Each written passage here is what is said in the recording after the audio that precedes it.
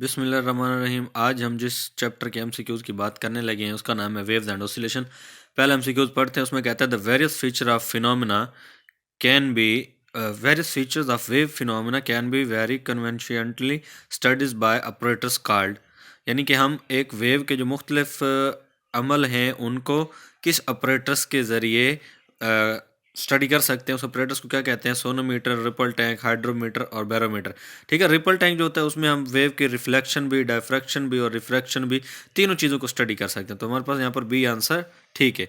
उसके बाद है waves without transport of matter, के जो वेव है वो मादे को एक जगह से दूसरी जगह ले जाए बगैर ट्रांसपोर्ट क्या ट्रांसपोर्ट करती है, मुंतकिल करती हैं? वेलोसिटी, एनर्जी, साउंड या ऑल ऑफ दिस। तो हमारे पास जो करेक्ट आंसर है वो यहाँ पर हमारे पास एनर्जी है कि वेव एनर्जी एक जगह से दूसरी जगह कन्वर्ट करती हैं, मुंतकिल करती हैं। When two waves having the same frequency and amplitude travelling in opposite direction meet one another, एक दूसरे के उनके जो है फ्रीक्वेंसी एम्पलीट्यूड सेम है, मुखालिफ सिमत में वो क्या कर रही हैं, चल रही हैं। The resulting interference pattern give rise to transfer wave, longitudinal wave, stationary waves और स्टैंडिंग वेव या इलेक्ट्रोमैग्नेटिक। तो वो जो उनकी वो सेम है और वो अपोजिट डायरेक्शन में मूव करेंगी तो वो क्या प्रोड्यूस करेंगी? स्टेशनरी वेव प्रोड्यूस करेंगी, या फिर उनको स्टैंडिंग वेव भी कहते हैं। उसके बाद है wave disturbances may also come in concentrated bundles like shock waves from an aeroplane flying at sonic speed, supersonic speed या extra supersonic speed या none of the। तो वो जो वेव डिस्टर्बेंस हमारे पास पैदा हो रही होती हैं कि इसमें कंसनट्रेटेड बंडल्स की फॉर्म में शॉक वेव्स जो होती हैं जब एक एरोप्लेन फ्लाई कर रहा होता है तो वो होती हैं सुपरसोनिक स्पीड की वजह से। उसके बाद हमारे पास क्वेश्चन नंबर 5 में है standing wave pattern anti nodes are the point of zero amplitude, unit amplitude, maximum amplitude या मिनिमम एम्पलीट्यूड। वेव के जो होते हैं ऊपर वाले, ये मीन पोजीशन हो गई, मीन पोजीशन से ऊपर वाले हिस्से ये एंटी नोड्स होते हैं जहाँ पर यानी फासला ज़ीरो नहीं होता, जिनके ऊपर डिस्टेंस जो है वो ज़ीरो होता है वो नोड्स होते हैं। तो ये ऊपर वाले जो हिस्से हैं एंटी नोड्स ये क्या कहलाते हैं? इनके ऊपर एम्पलीट्यूड मैक्सिमम होता है, यानी एम्पलीट्यूड की डेफिनेशन होती है डिस्टेंस फ्रॉम मीन पोजीशन। तो यहाँ पर मैक्सिमम एम्पलीट्यूड होता है, चाहे ये वाला होगा, ये वाला या इससे आगे जो आएगा। उसके बाद है हमारे पास question number 6, the wave is generated by and oscillation in the vibrating body and propagation of wave and through space is by means of oscillation are electrical and magnetic waves या मैकेनिकल वेव्स या water waves या none of this. तो इसमें हमारे पास जो है वो क्या करेक्ट आंसर है? Mechanical waves. उसके बाद है हमारे पास the mechanical waves are generated by in ropes, coil of spring, water waves या ऑल ऑफ दिस। तो इसमें जो वाटर वेव्स होती हैं वो हमारे पास क्या है? मैकेनिकल वेव्स होती हैं। उसके बाद reflection of radar wave from an aeroplane is an example of resonance, Doppler effect, interference या बीट फिनोमेना। ये हमारे पास होता है डोपलर इफेक्ट। उसके बाद हमारे पास question number 9, a highly directional beam of ultrasonic wave can be made to travel in water in many metres, many kilometre या सेवरल किलोमीटर या नन ऑफ दिस। तो ये जो हाईली डायरेक्शनल होगी बीम जिसको शुआ कहते हैं अल्ट्रासोनिक वेव्स की, ये बहुत सारे किलोमीटर यानी बहुत ज़्यादा सारा सफ़र जो है वो पानी में तय कर सकती है। तो मैनी किलोमीटर, बी ऑप्शन यहाँ हमारे पास ठीक है। उसके बाद आ जाए यहाँ पर the bouncing back of a wave from boundary of two different media, boundary of two different media is known as refraction, transmission, diffraction या रिफ्लेक्शन। ये देखें वो टकरा के, ये एक मीडियम है, ये उसका दूसरे मीडियम की बाउंड्री, उससे टकरा कर वापस उसी मीडियम में जो आके ये इंसिडेंट रे थी, ये रिफ्लेक्टेड रे थी, तो वो टकरा कर वापस आ जाना, ये फिनोमेना रिफ्लेक्शन कहलाता है। डी वाला ऑप्शन ठीक है। उसके बाद हमारे पास है wave in which the displacement of the wave travel perpendicular to the direction of propagation of wave, जिसमें वो परपेंडिकुलर होते हैं, डायरेक्शन क्या होती है उसकी? परपेंडिकुलर होती है, वो ट्रांसवर्स वेव कहलाती हैं। क्या कहलाती हैं? Transverse wave. उसके बाद है sound can not propagate through walls, grass, would या वैक्यूम। तो साउंड जो है वो वैक्यूम में ट्रेवल नहीं कर सकती। उसके बाद है velocity of sound obtain from Newton formula come out to be, तो वो तकरीबन 2800 मीटर पर सेकंड जो है वो वहाँ पर न्यूटन फार्मूला की मदद से निकली थी। उसके बाद system internal unit of intensity of sound are, तो ये होता है वाट पर मुरबा मीटर। इसमें ए वाला और डी वाला ऑप्शन हमारे पास सेम लिखे हुए हैं। उसके बाद question number 15, which of the following is correct term for the response of human ear to the loudness of sound. तो ये जो होती है, जब लाउडनेस ऑफ साउंड है उसकी हम जो मैथमेटिकली फॉर्म ड्रा करते हैं वो लोगरिथमिक होती है। तो इसके अंदर हमारे पास जो ऑप्शन ए दिया हुआ है वो हमारे पास ठीक है। उससे आगे हमारे पास है the distance between two consecutive crest. ये रिपीटेड क्वेश्चन है, उसको हम वेवलेंथ कहते हैं, यानी उसको लैम्डा कहते हैं। उसके बाद हमारे पास है the human air is most sensitive in the frequency range. तो 1000 से लेकर 4000 हर्ट्ज तक की जो फ्रिक्वेंसी रेंज होती है ये हमारे कानों के लिए बहुत ही सेंसिटिव होती है। उसके बाद one wavelength is distance covered in certain time is called time period. Bye definition ये बात की हुई है, एक वेवलेंथ को जो डिस्टेंस कवर करने में एक वेवलेंथ का टाइम लगता है वो टाइम पीरियड उसका कहलाता है। उसके बाद है हमारे पास application of results of scientific studies of sound in the design of building. तो जो आवाज़ का जो है ब्रांच हम यूज़ करते हैं बिल्डिंग को डिज़ाइन करने के लिए, तो उसमें क्या होता है उसको हम अकॉस्टिक्स कहते हैं, अकॉस्टिक्स। उसके बाद है हमारे पास which one of the following correctly describes compressional wave. Compressions only, rarefactions only, compression and rarefactions, motion and wave perpendicular to the compression. तो ये हमारे पास जो सी वाला ऑप्शन है ये करेक्टली है, ये कंप्रेशनल वेव को जो डिस्क्राइब करता है। तो इसमें कंप्रेशन वो हिस्से होते हैं जहाँ वेव के ये ऐसे ज़रात आपस में पास पास होते हैं, और रेयरफैक्शन वो हिस्से होते हैं जहाँ वेव के ज़रात आपस में दूर दूर होते हैं। उसके बाद क्वेश्चन नंबर 21 है हमारे पास the frequency of sound greater than 20,000 hertz is called. तो जो 20,000 से ज़्यादा जिस फ्रिक्वेंसी होती है साउंड की वो क्या कहलाती है, वो हमारे पास अल्ट्रासोनिक कहलाती है। तो ये हमारे पास सी वाला ऑप्शन यहाँ पर दुरुस्त है।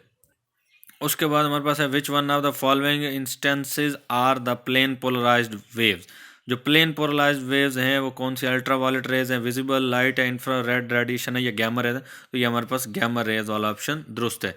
उसके बाद ultraviolet rays differ from X rays in that ultraviolet जो एक्स रेज हैं वो किस तरह डिफरेंट है, cannot be diffracted, can be polarized, do not affect photo electric plate, या हैव अ लोअर फ्रिक्वेंसी। तो ये सिर्फ लोअर फ्रिक्वेंसी होने की वजह से उनसे डिफरेंट है। उसके बाद है distance between nodes and anti node is. अभी मैंने पीछे आपको बताया कि नोड्स वो इससे होते हैं जहाँ पर डिस्टेंस जो होता है वो ज़ीरो होता है, और एंटी नोड वो होते हैं जहाँ पर डिस्टेंस मैक्सिमम होता है या ज़्यादा होता है। तो यहाँ से लेकर यहाँ तक अगर हम फुल एक बात करें यहाँ से लेकर यहाँ तक, तो ये हमारे पास एक लैम्डा बन जाएगा।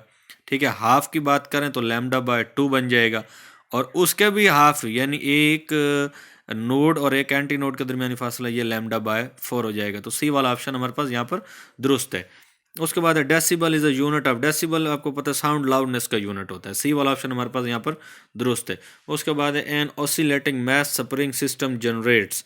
जो मैस सपरिंग सिस्टम होता है वो कौन सी रेज या वेव्स पैदा करता है, अल्ट्रावायलेट रेज गलत है, पीरियोडिक वेव्स जो होती हैं वो हमारे पास ये पैदा करता है। तो हमारे पास यहाँ पर बी वाला ऑप्शन ठीक है। उसके बाद है in stationary wave energy is uniformly distributed, energy is minimum at nodes and maximum at anti nodes, या energy is maximum at nodes and minimum at anti node. तो जो स्टेशनरी वेव्स होती हैं उनमें एनर्जी नोड्स के ऊपर maximum होती है और एंटी नोड्स के ऊपर मिनिमम होती है। तो इसमें हमारे पास जो सी वाला ऑप्शन है ये दुरुस्त है। उसके बाद हमारे पास क्वेश्चन नंबर 28 है। इसमें the points of wave path at which the distances are separated by lambda, 2 lambda, 3 lambda, इसी तरह 4, 5 up to so on are, ये इनकी तरतीब से जाहिर हो रहा है कि ये इन फेज है, इन फेज है। तो हमारे पास ए वाला ऑप्शन यहाँ पर दुरुस्त है।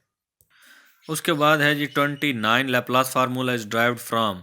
जो लैप्लास फार्मूला है वो एडियाबैटिक चेंज की वजह से ड्राइव किया गया।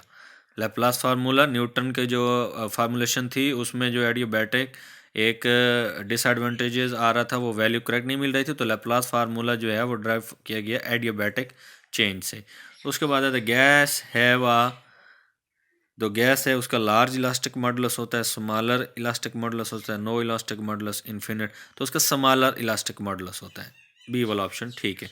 उसके बाद है when two bodies of slightly different frequencies are sounded simultaneously there are rises and falls in loudness of the resultant sound.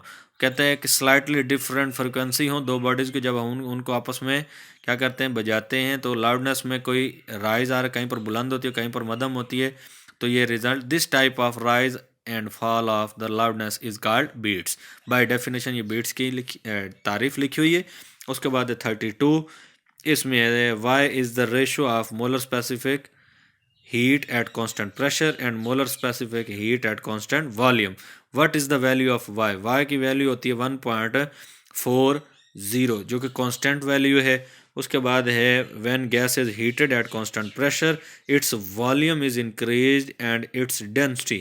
जब हम उसका प्रेशर कांस्टेंट रखेंगे, प्रेशर जो है कांस्टेंट, और उसका वॉल्यूम तो इंक्रीज करेगा लेकिन उसकी डेंसिटी क्या हो जाएगी, डिक्रीज करेगी, डेंसिटी उसकी कम होती जाएगी। When two sound travel from air to water, जब हवा से पानी में दो साउंड की वेव्स सफ़र करती हैं, विच of the these remains constant, उनकी क्या चीज़ है जो कांस्टेंट रहती है, वेलोसिटी, फ्रिक्वेंसी, वेवलेंथ और पाथ। तो उनकी जो फ्रिक्वेंसी होती है, फ्रिक्वेंसी उनकी क्या रहती है, कांस्टेंट रहती है। उसके बाद हमारे पास two sources of sound are said to be coherent if they produce sound of equal intensity, they produce sound of equal frequency, they produce sound waves vibrating with the same phase, they produce sound wave with zero or constant phase difference at all instant of time। तो उनका phase difference जो है वो constant होना चाहिए, तब हम किसी भी सोर्स को कोहेरेंट कह सकते हैं। उसके बाद है हमारे पास question number 36, for production of beats the two sources must have different frequencies and same amplitude different frequency. सिर्फ और सिर्फ उनकी फ्रिक्वेंसीज में थोड़ा सा स्लाइटली सा डिफरेंस होना चाहिए तो वो बीट्स पैदा करेंगे। उसके बाद है 37, with the propagation of longitudinal wave through the material the quantities transmitted in propagation direction are. जो क्वांटिटीज़ हैं जो ट्रांसमिट होती हैं, मुंतकिल होती हैं कि इसको जहाँ जिस सिमत में हमारे पास वो वेव जा रही होती है, तो वो एनर्जी, मोमेंटम एंड मास, सिर्फ एनर्जी या एनर्जी एंड मास, या फिर है एनर्जी एंड लीनियर मोमेंटम। तो जब लॉन्गिट्यूडनल वेव्स होती हैं हमारे पास किसी मटेरियल से मूव कर रही होती हैं, तो उस वक्त हमारे पास एनर्जी और लीनियर मोमेंटम जो है वो एक जगह से दूसरी जगह मुंतकिल हो रहा होता है। The distance between node and anti node, ये हमने डिटेल में पीछे बात कर ली, रिपीटेड क्वेश्चन है, वो λ/4 होता है। उसके बाद है which wave are useful in sonography, तो सोनोग्राफी में अल्ट्रासोनिक वेव्स इस्तेमाल होती हैं जो कि पानी के अंदर कैसे सोनोग्राफी का प्रोसेस पानी के अंदर गहराई में मौजूद चीज़ों को मालूम करने के लिए इस्तेमाल किया जाता है, और इसमें वो ये वाली वेव्स अंदर कई किलोमीटर तक सफ़र कर जाती हैं। उसके बाद which of the following is longitudinal wave, sound wave, wave and wave on plugged string, wave, water waves या लाइट वेव। तो इसमें हमारे पास जो साउंड वेव्स हैं ये हमारे पास लॉन्गिट्यूडनल वेव्स की मिसाल हैं।